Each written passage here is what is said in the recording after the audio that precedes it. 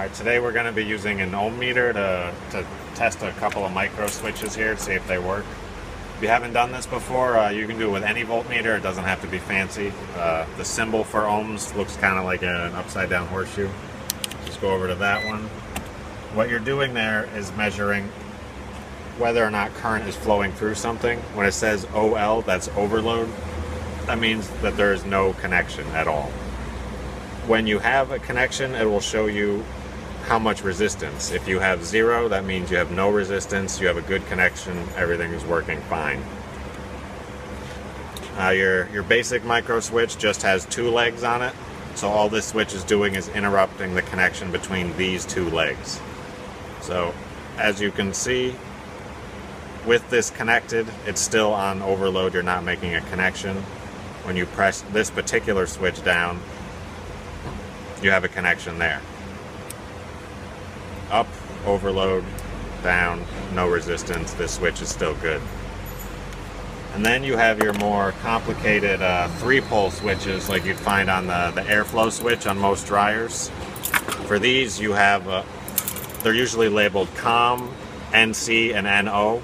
The COM is where your power is going in. On these particular switches, that would be the bottom leg here. NC stands for normally closed. It's not like a store, it's the opposite. So for electricity, normally closed means the circuit is closed and power can go through it. If it's normally open, it means the circuit's open, like there's a break in it and power can't go through it.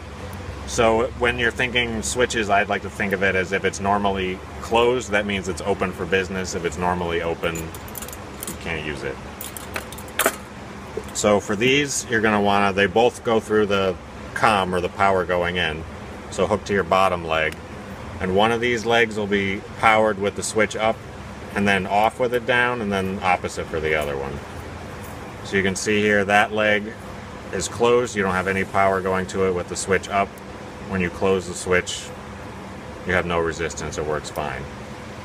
And then this next leg up here will do the opposite of that one. You can see this one is normally open with the switch up like that, and when you close it, it's overload, you have no connection. So these switches here, all this is doing is taking your power in and alternating, whether it's going out this tab or this tab. And that's how your dryer knows whether or not the flap is shut and everything's okay, or if it's open, it doesn't think the motor's spinning and it won't fire, so that you don't burn your laundromat down. But that's basically all you need to know to use a voltmeter to check switches.